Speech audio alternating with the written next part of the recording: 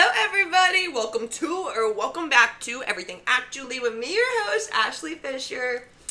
I did just record about a good 5 minutes, and then this couple was walking their dogs outside of my window, and I got so distracted, so I had to start over. So we're starting over, but very optimistic. So everything happens for a reason, okay? We're gonna make this the best run. So with that all said, this is episode 31. So thanks for joining me here. We are celebrating breaking 50 subscribers on YouTube. We are now at 61, which is super exciting. Low key, am getting more recognition on YouTube as opposed to Spotify, where I'm still at 37 subscribers, which still thankful for. Shout out if you do listen on Spotify, because I know my sister specifically will just listen to it on there. So I will continue to upload on there.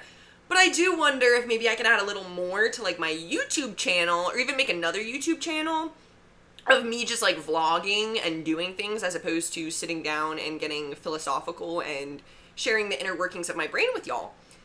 So with it all said, today's episode 31 is going to be all about Chat GPT, AI, but still aligning with very much the reoccurring themes on this channel. Those being human connection. That's really the main one that aligns with this channel. The other ones are just kind of my thoughts on it. And not even a disclaimer, but because I do need to state my bias. So I graduated college May 2024, right? So there was the whole year after that just graduated. They graduated May 2025, right? When I was in college, ChatGPT wasn't something that was... It wasn't, I don't want to say a study tool or a way to cheat. It just wasn't something I was using for my homework. A lot of my coursework was related to writing essays and forming your own opinions and theories. So I think it would be very easy to detect using AI anyways. So I don't know if maybe part of me was too scared to even test the waters when I was in college, but that's my first note. My second note is I do pay for Chat GPT premium subscription. The main note that I'll be going back to later in this episode is that it stores my information. So if I talk to Chat GPT, which I will also refer to as chat in this conversation, they'll remember what I said and I believe bring it up in other conversations where it might not be relevant, but it just reaffirms my already existent beliefs. So it's almost positive reinforcement so that I keep coming back to use it. Which another quick interesting that I've noticed about AI, ChatGPT specifically, once again, is the main one I'm going to be referring to, is that when you are having a conversation, they'll end it with a question so that you kind of need to answer and that you feel important and they're interested in what you're saying. So that's just a brief, my experience with it, right? So, probably gonna name this episode Start Thinking Again. So, ChatGPT is the new big thing. I'm a victim as well. We need to start thinking for ourselves. And it's easiest to start with the smallest things. So, the first easy note I'm gonna get to. The second one is kind of my big main point that I want to talk about, because we'll get to it. So, number one, it's making us rely on this instead of critical thinking skills. Basically just the fact that if you have a simple question that you want to ask, oh, should I have chicken or salmon for dinner? Going to Chat GPT for that is you don't need to. And I don't know if y'all are that's such a dumb example. Why would I even ask Chat GPT that? There's so many different routes I can go to this. One of them is being, now you're asking a robot instead of having that conversation with a friend and forming a human connection with somebody. In addition to, you could just think for yourself and say, oh, well, I've had the salmon already for 2 days in the fridge. The chicken's still in the freezer. I need to cook the salmon. Critical thinking skills. That is also information that you have that chat doesn't unless you feed that information to them. This just goes with everything. And I do this. I'm guilty of this because I'm a super indecisive person. So I feel by feeding these questions into ChatGPT, long story short, I don't need to think for myself.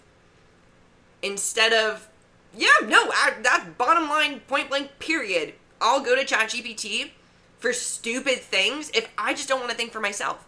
Now, as you can imagine, what do you think the long-term effects of that are? Positive or negative? Because the one part of me almost wants to be like, well, I always have that resource, but it's making me weaker as a human. Like, I almost want to compare it to a calculator. You know, instead of doing mental math, you just go to a calculator. If you do that every single time you need to do basic math, you're going to have no basic math skills in a few years, in a few months, in a few weeks, because you're relying on this tool. Which, yes, it is a tool, but to an extent, you know? So that's the first note. Second note, which I'm super excited to talk about, we're going to a robot instead of our friends with our problems and what we should do. This is bad for a number of reasons. First thing that comes to mind, this is an article from the New York Times from 4 days ago called "What My Daughter Told Chat GPT Before She Took Her Life." Such a shock effect, because first thing that comes to mind, she felt that she had nobody to go to with her problems and that the best option was to confide in a robot. And obviously, not even solely based on what the AI said, it led to that outcome.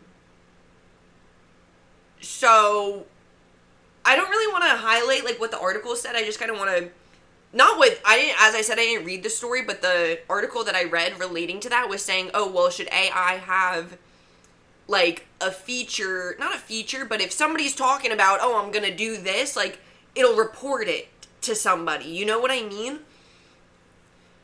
Because I'm not, like, there's a very small part of me, which I still believe human can, like, you need to go to a human in these times. But almost like, is it better to get it out to somewhere? Is it better to at least say it to AI? I think journaling would be better to get it out. Because I would want to say, without having the full knowledge, that it, like, the AI responded to what she was saying, going through her hard times, and it didn't help. Point blank, bottom line. With that said, okay, so the first note is that you should be able to go, you need to go to humans for things like that. And it goes from everything. If you got a promotion, some people will literally go to their AI robots and be like, oh my god, I got a promotion today. And they'll be like, wow, you worked so hard for it. You did a great job. I'm so proud of you. It cannot be proud of you. It does not have emotions, which is a point that I will also get to.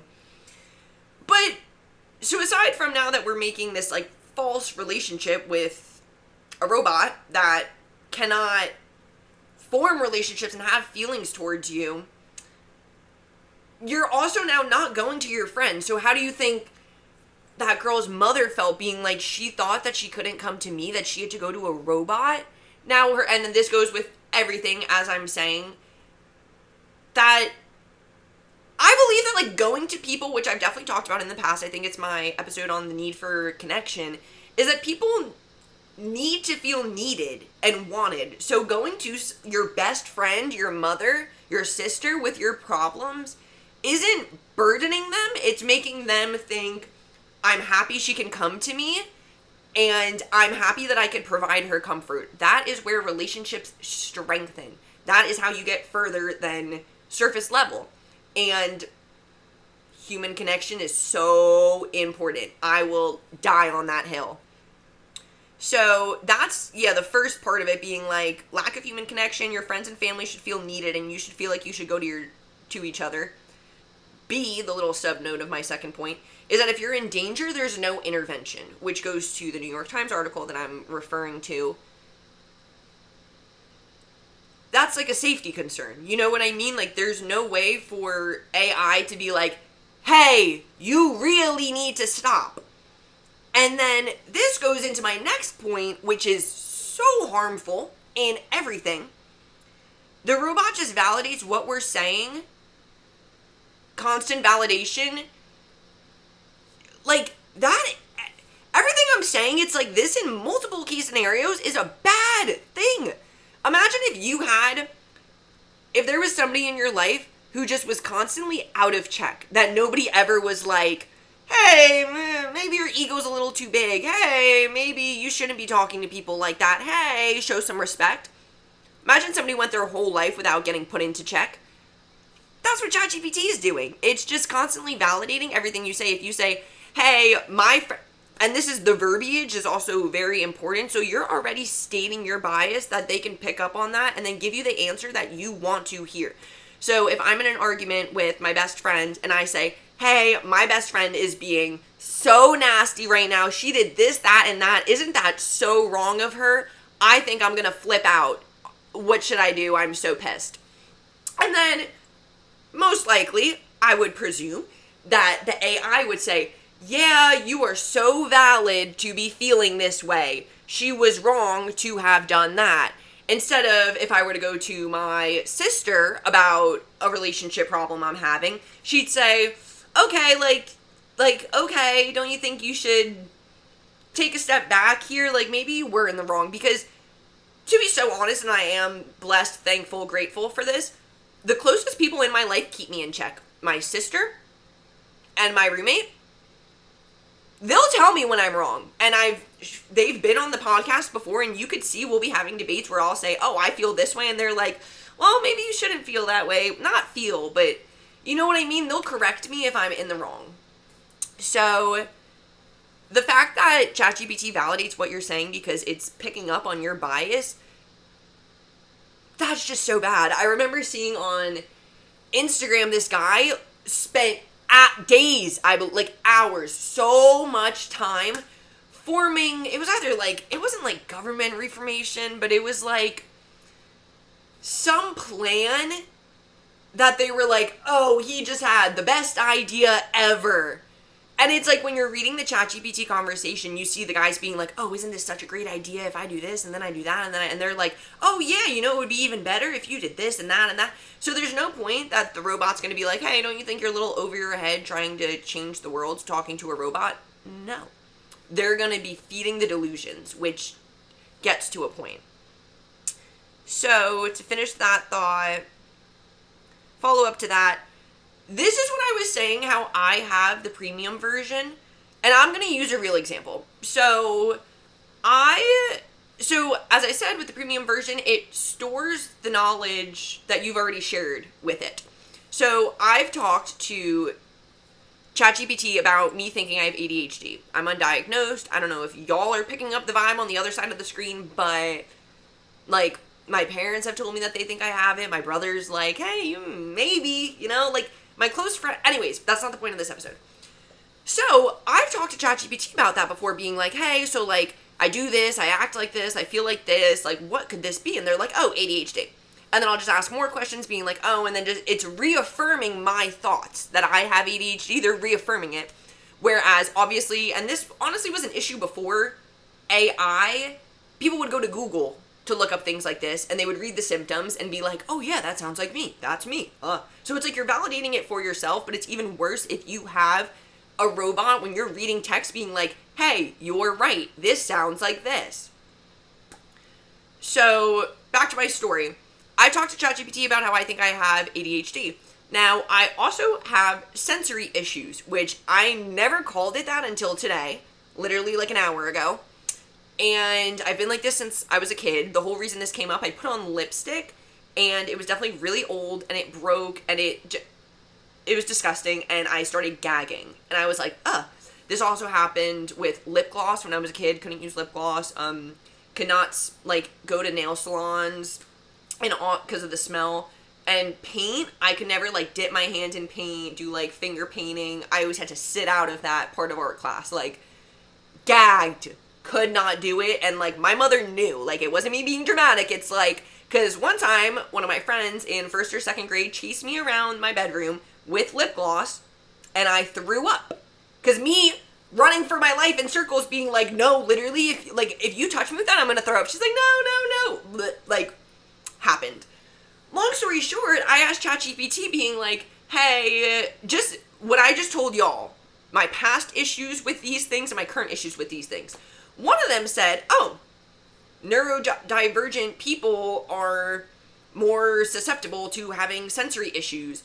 such as ADHD, OCD. Those are both things that I've talked to Chat GPT about, so I'm like, are they just throwing this in there because I've previously talked about me thinking that I have it, and now that reaffirmed my idea that I do have ADHD because they just brought it up in an irrelevant issue. However, I've already told them that before, so I feel like they are feeding me that information, being like, oh yeah, she's gonna like this because she already told us this part, so she validated the ADHD part for herself. We can validate the sensory issues and connect them, and now that's my new information that I want to hear.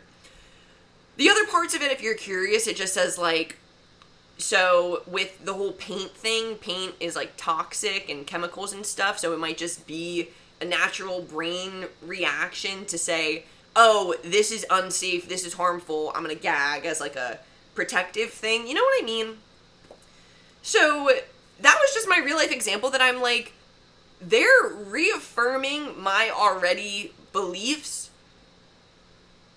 in my premium, like, with the premium subscription, they're bringing up things from my past that they're just gonna keep on, like, reaffirming for me. Okay, that's it for that point. Okay, to wrap up that point too, I said for all that, we need to remember that they do not care. They do not have emotions.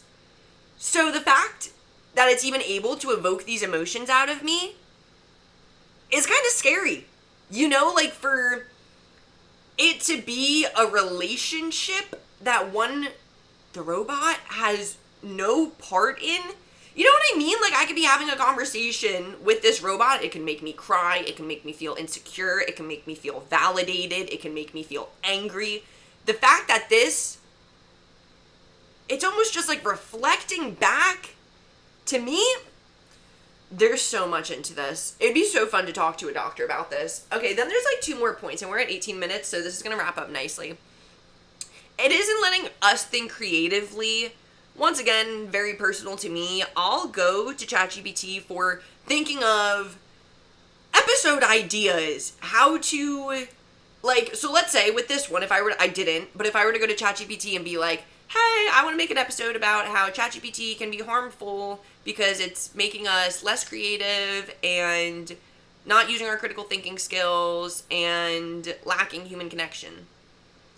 Then it would feed me back ideas which are just like bullet, bullet, bullet. But how many times have you gone to ChatGPT for something creative and you're like, no, none of those are good, try again. You feed it more information. You're like, none of those are good, try again. This usually can come up for like Instagram captions. I'll go to ask ChatGPT being like, hey, this is the picture, like, this is my vibe, what do you think? And they'll feed me so much stuff and I'm like, these are not good, like, I don't like them. So not only did I just waste my time, but it's like, it all comes back to, I can come up with something better.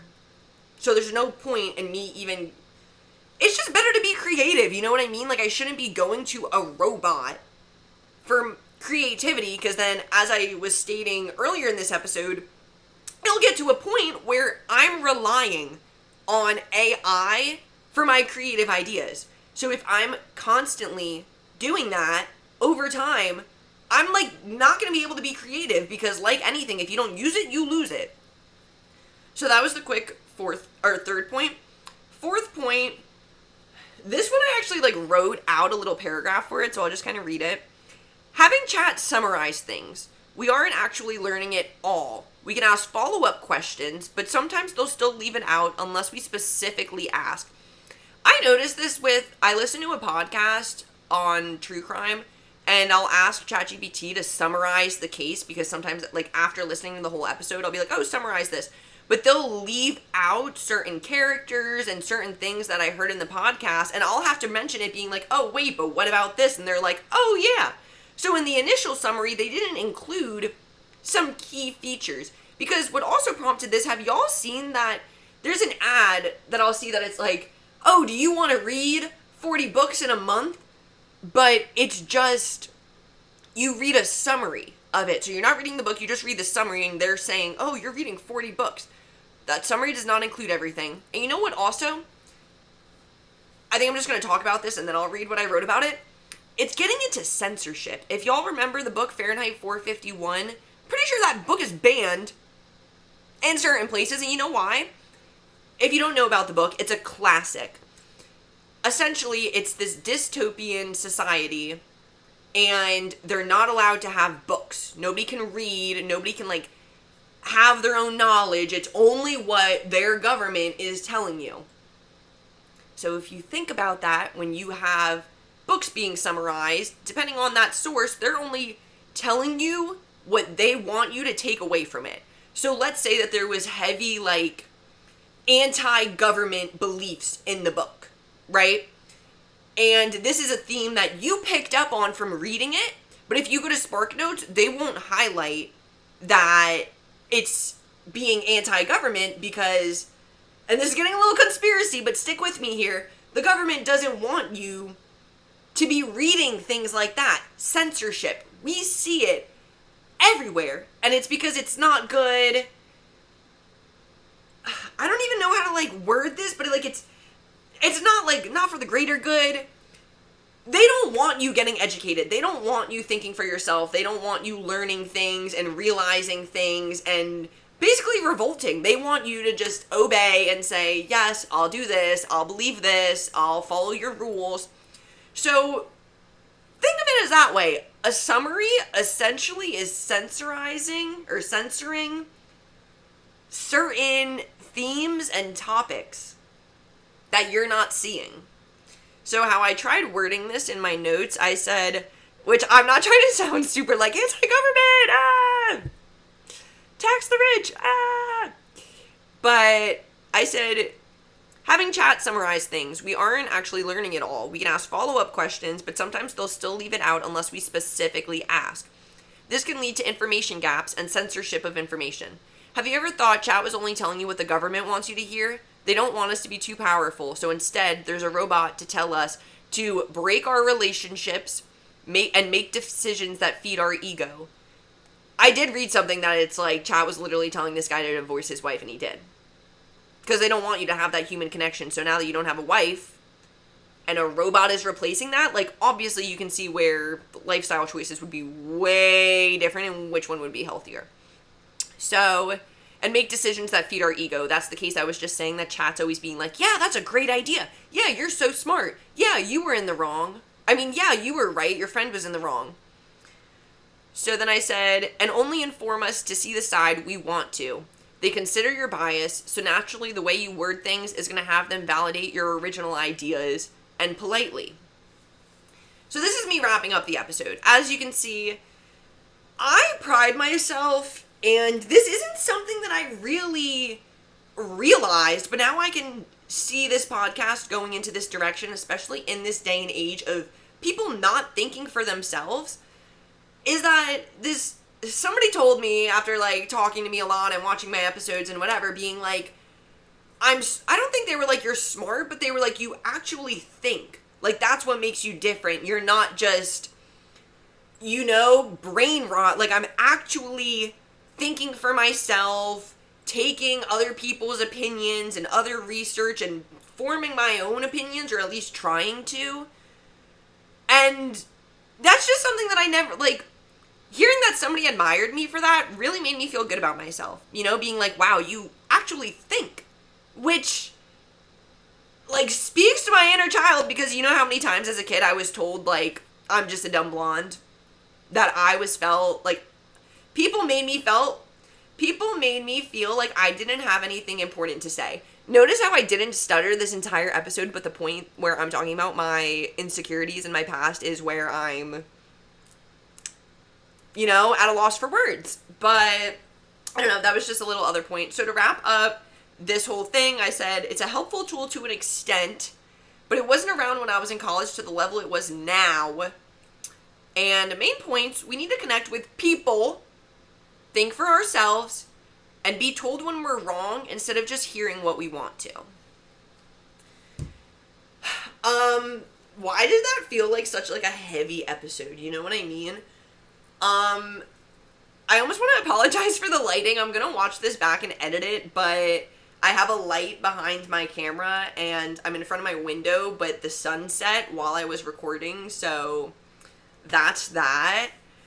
But yeah, guys, I know I just did a summary, but take away from this, you need to go to people. So next time that you're going to AI being like, hey, I'm in a really stressful situation, what do you think I should do? Try going to your friends. even if you don't think they'll give you the correct answer or the answer you want to hear, it's better to be forming that better relationship with them instead of being a little nerd on your computer being like, oh, I have no friends, what should I do? Like, go to your friends, go to your family. Like, there are people you can go to. And I've spoken about the harms of this, why it's bad. But, okay guys, that's that. Thank you for breaking the 50 subscribers on YouTube. Thanks for listening. Thanks for watching. And thank you for everything, actually. Bye, guys.